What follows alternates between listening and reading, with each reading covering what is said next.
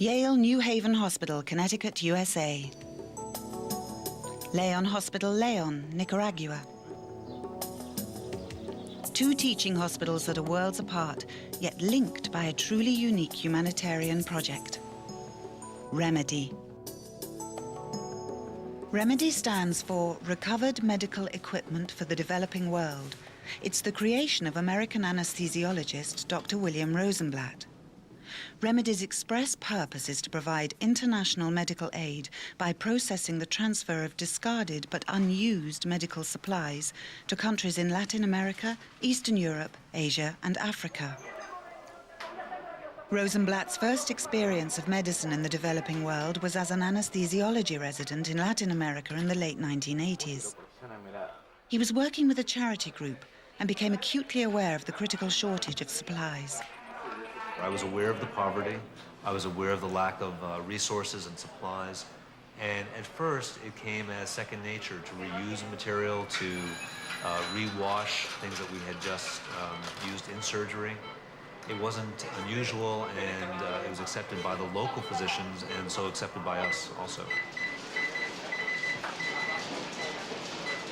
It was on return to the United States and coming back to operating rooms such as this one, and watching the exact same materials that we were reusing and recleaning in South America be thrown out after not even being used the first time. This was very stunning after just returning from that environment. In fact, tons of unused supplies are routinely discarded in American hospitals. Why? The surgeon can never be 100% sure what's going to happen during the surgery. Is there going to be an emergency during the surgery? And these materials need to be readily available. Furthermore, hospitals cannot risk the legal liability incurred by using items that are no longer under the manufacturer's single-use only warranty.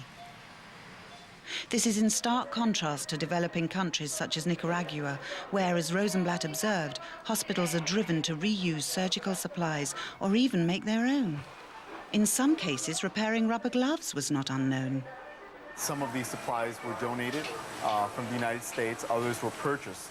And sometimes what happens is the hospitals in third world countries don't have the luxury of buying supplies for each operation, so they'll be sterilized and used again a second and perhaps a third time.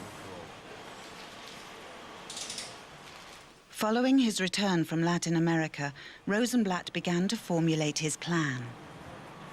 I started asking the nurses to collect little pieces of equipment. It soon occurred to me that we could do this in every operating room, every single day, every single case. And that's how Remedy was born. Founded in 1991, Remedy soon became an established routine for its many volunteers. 5 years on, more than 60 American hospitals are collecting unused supplies. They're distributed through established charities to hospitals and healthcare agencies worldwide.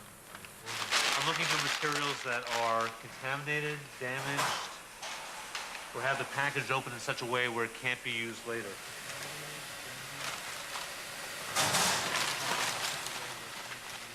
And I'm also looking for materials that may not survive the sterilization process, and they'll be put aside and put through a different process.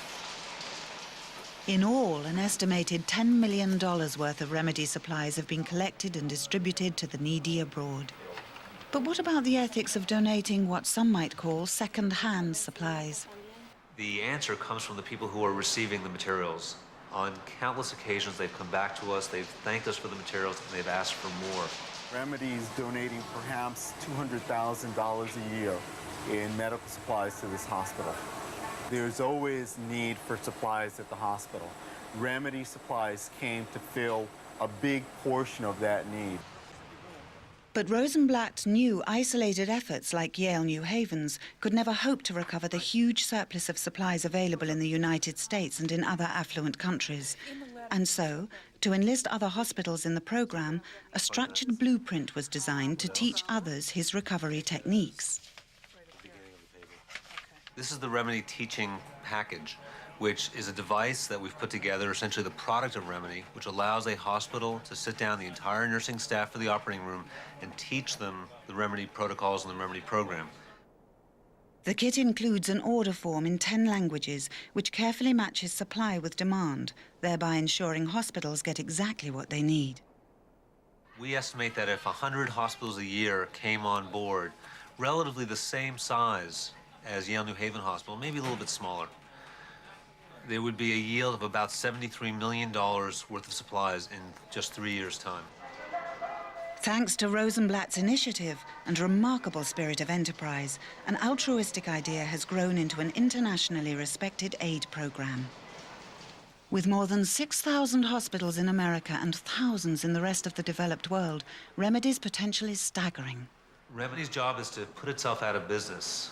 With the Rolex Award now being able to go forth and try and recruit hospitals in the Remedy idea, we hope that eventually we can have many hospitals in the United States practicing this technique and make it a standard throughout the developed world.